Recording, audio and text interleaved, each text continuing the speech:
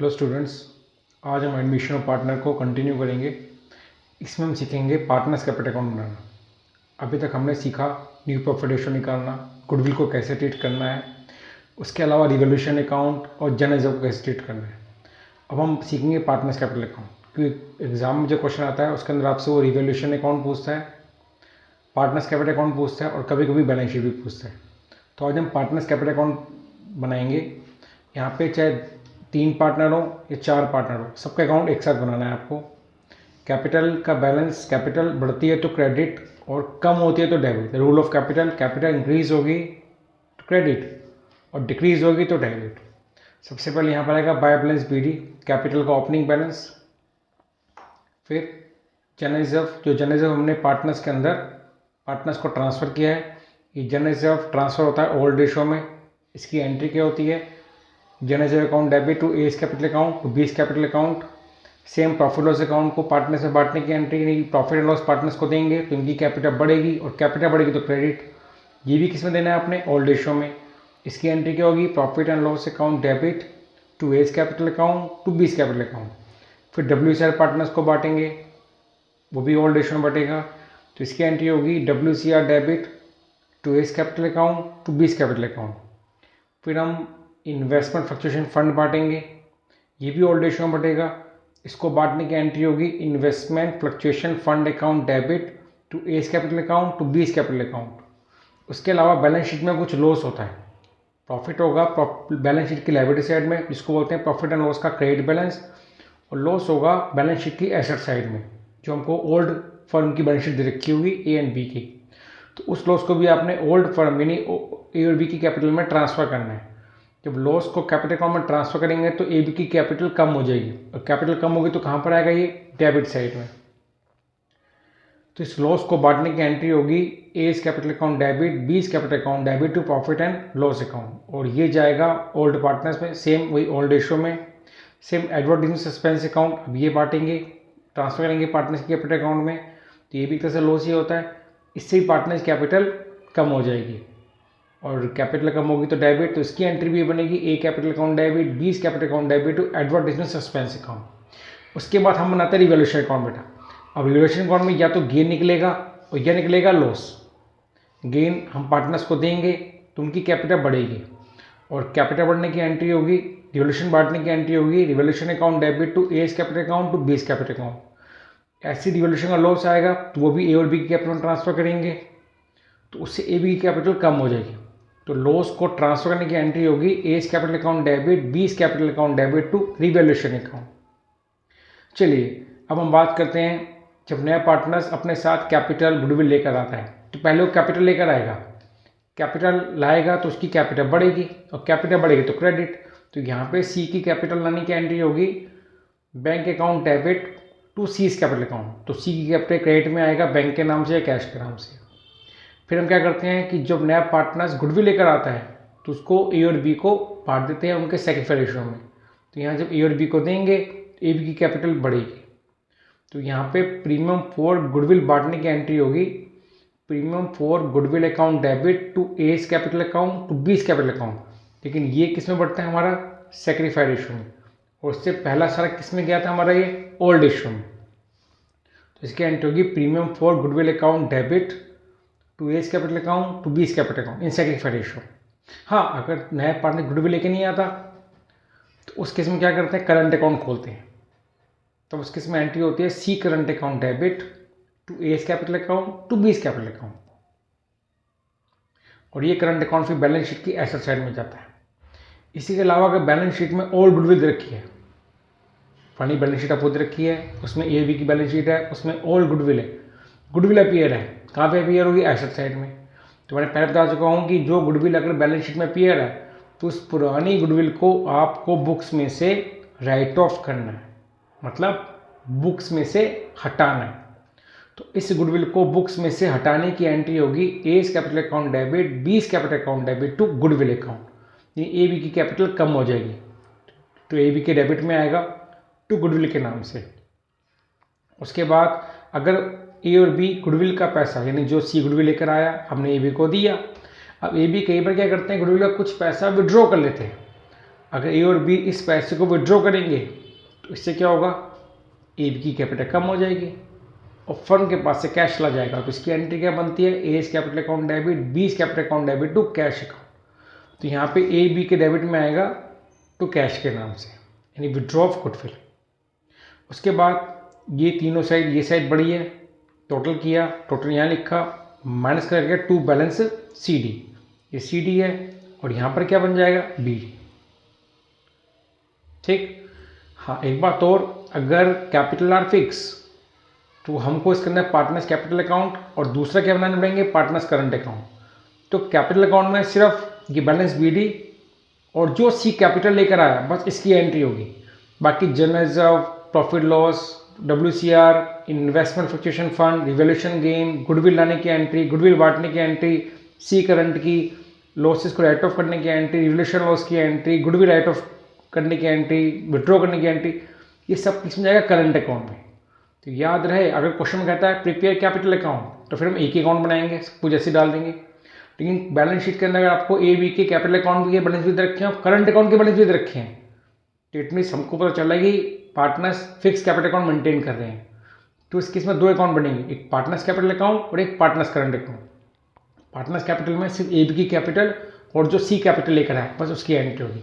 बाकी सारी एंट्री, वो सब एंट्री किस में जाएगी, पार्टनर्स करंट अकाउंट में। प्रॉफिट बांटने की, WCR की, सब एंट्री करंट अकाउंट में जाएगी।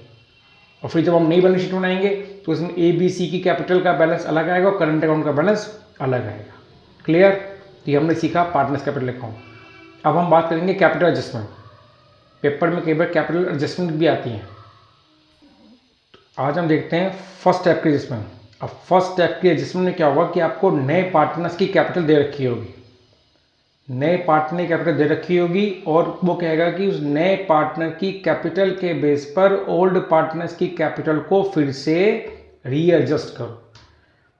या ये बोला होगा कि ओल्ड पार्टनर्स की कैपिटल को भी उनके प्रॉफिट रेशियो के हिसाब से कन्वर्ट कर दो। तो क्वेश्चन में ऐसे लिखा होगा, इन फर्स्ट केस में क्या होगा, adjustment of the old partners capital account is to be based on the new partners incoming partners. New partner मतलब इनकमिंग पार्टनर्स कैपिटल अकाउंट, यानी आपको ओल्ड पार्टनर कैपिटल को एडजस्ट करना है न्यू पार्टनर्स की कैपिटल के बेस पर। Example की समस्या से ए और बी का रेशियो दिया हुआ है आपको, सी आया 1/r के लिए, 1/10, 1/3, 1/2 जो भी है, सी कैपिटल आया। अब लिखा है capital of A and B were adjusted in new profit sharing ratio. ये लिख देगा कि capital of all partners were to be in their profit sharing ratio on the base of C capital account. तो या तो आपने ये लिखा होगा या क्वेश्चन में लिखा होगा। अब इसमें पहले स्टेप के अंदर, यानी पहले स्टेप में क्या करेंगे, सबसे पहले स्टेप में हम निकालेंगे टोटल कैपिटल। तो total capital of new firm, new firm में कौन हो गया, अब ए बी आ गया, बी बी और सी बी, ए बी है, बी बी और सी बी है। तो वो निकालने के लिए क्या करेंगे, सी की कैपिटल को सी की रेशियो से डिवाइड कर देंगे, जो भी सी का प्रॉफिट रेशियो होगा। ये कह सकते हो कि सी की कैपिटल को, जैसे रेशियो का 1/5 है तो सी कैपिटल अपन में 1/5, 1/3, 1/2 जो भी बोलेगा, फिर ये ऊपर चला जाएगा तो सी कैपिटल को आर से इंटू हो जाएगी, तो ये आ जाएगी टोटल फर्म की टोटल कैपिटल। अब इस टोटल फर्म में कौन है, ए बी सी।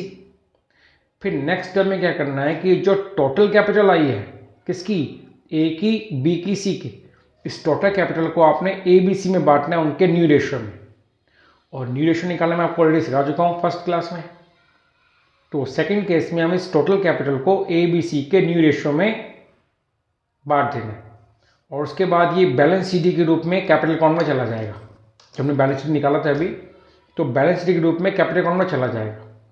उसके बाद डिफरेंस के लिए वो भी बोलेगा कि जो इसका डिफरेंस आएगा वो कैश के थ्रू एडजस्ट करना है या करंट अकाउंट के थ्रू, कैश के थ्रू या करंट अकाउंट के थ्रू। एक एग्जाम्पल लेके समझ लेते हैं फिर से। हम दोबारा बैक में आगे कैपिटल अकाउंट के अंदर, तो यहाँ पे जो हम टोटल कैपिटल को न्यू रेशियो में बांटोगे उसको आप यहाँ लिखोगे, ये टोटल कैपिटल आएगी वर्किंग नोट के बेस पे। फिर उसके बाद अगर ये साइड बड़ी है ये साइड छोटी है तो डिफरेंस आएगा टू कैश के नाम से, यहाँ पे टू कैश अकाउंट आ जाएगा। क्वेश्चन बोलता है कि इसकी एडजस्टमेंट कैश के थ्रू करनी है तो टू कैश के नाम से, और ये साइड बड़ी है किसी की तो यहाँ पर आएगा बाय कैश के नाम से, यानी जैसे ए की ये साइड बड़ी है तो टू कैश, बी की ये बड़ी है तो बाय कैश। अगर वो कहता है कि इसकी एडजस्टमेंट कैश अकाउंट के थ्रू करनी है बट क्वेश्चन में कहता है कि इसकी एडजस्टमेंट आपको करंट अकाउंट के थ्रू करनी है, तब क्या होगा, ये सेट बड़ी है तो यहाँ पर आएगा टू करंट अकाउंट, और ये बड़ी है तो यहाँ पर आएगा बाय करंट अकाउंट।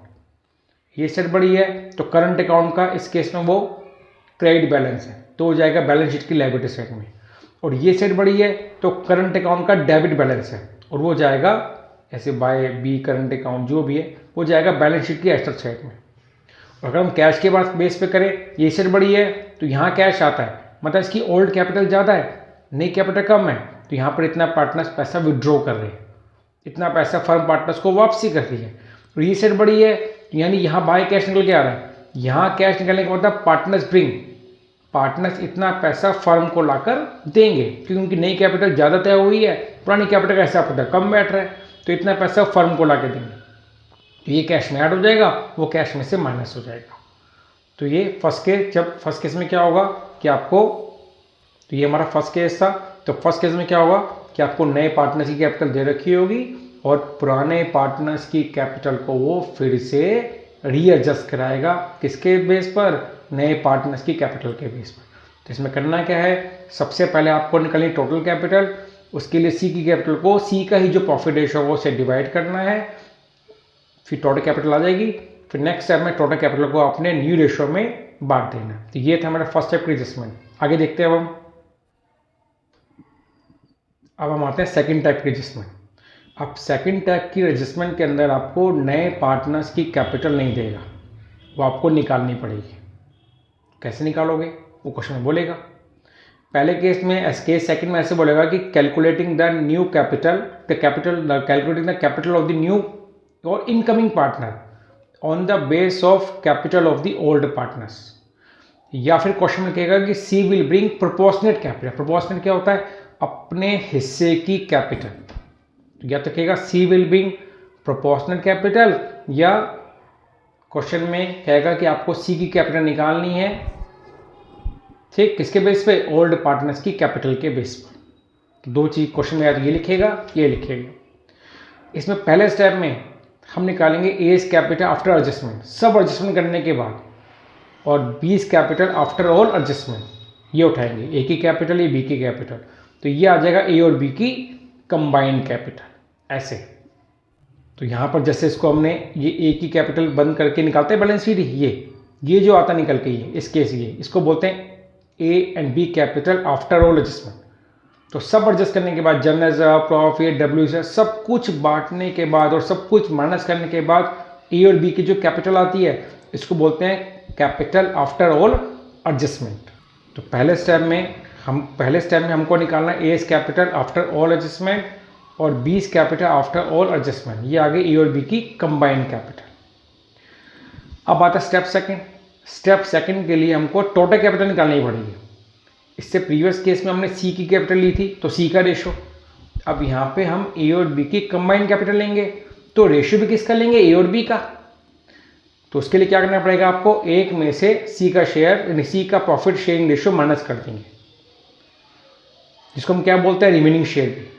आप पहले लेट करते थे ना, हम लेट किया हमने, total share is equal to 1 करते थे, फिर 1 में से हम सी का शेयर माइनस कर देते थे, तो ये बचा हुआ हिस्सा किसका था, ए और बी का, इसको ए और बी को बांट देते थे। तो ये जो रिमेनिंग शेयर है ये किसका, ए और बी का, तो यहाँ पे ए बी की कैपिटल और ये रिमेनिंग शेयर ये उठाएंगे, ये वाला ये किसका, क्योंकि ये ए बी की कैपिटल है तो ये शेयर भी किसका, ए और बी का। For example A B capital 50,000 और ये आया मान लीजिए ये 1/3 है, तो 1 में से 1/3 माइनस किया, ये आ गया 2/3, ये 50,000/2/3। समझ आई। तो पहले केस में सी की कैपिटल सी का रेशो, तो यहाँ पे ए बी की capital combined capital A B का रेशो, तो वो निकालने के लिए हम 1 में से सी का रेशो या रिमेनिंग शेयर जिसको हम बोलते हैं वो डिवाइड में रखेंगे, तो वो आ जाएगी मेरी टोटल कैपिटल न्यू फॉर्म। अब थर्ड स्टेप में हम सी कैपिटल निकालेंगे, उसको निकालने के लिए टोटल कैपिटल का जो भी सी का हिस्सा बोलेगा, जैसे लिखा है सी आया 1/3 के लिए तो 1/3 बोलेंगे, या क्वेश्चन में लिखेगा कि C will bring 20%, 15%, 30% of total capital of new firm after all adjustment, तो उसके लिए हम क्या करेंगे, टोटल कैपिटल का 20%, 30%, 15% यानी R%, ठीक है जी, बात समझ आई। या तो बोलेगा कि सी लाएगा 1/3 ऑफ टोटल कैपिटल, तो 1/3 कर दिया, 1/2 ऑफ टोटल कैपिटल तो 1/2 कर दिया।